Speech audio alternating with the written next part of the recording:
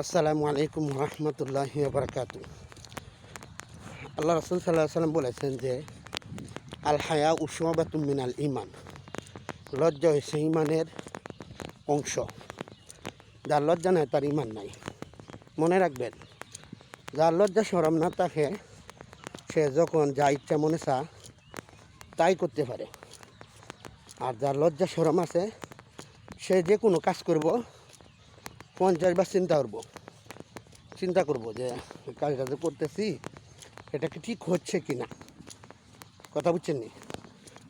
এই জন্য লজ্জা শরম যদি হারিয়ে ফেলি আমরা তখন, তাহলে আমরা যখন যা ইচ্ছা তাই করতে পারবো। আর যদি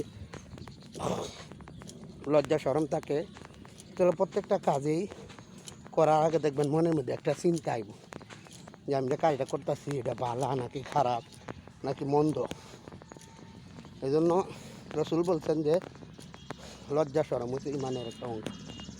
তবে এটা নারী পুরুষ সবার ক্ষেত্রে এই লজ্জা থাকা উচিত। লজ্জা ছাড়া মানুষ বসবাস করাটা এটা বেহাপনা ছাড়া আর কিছু না। ভিডিওটা ভালো লাগলে শেয়ার করে দিবেন।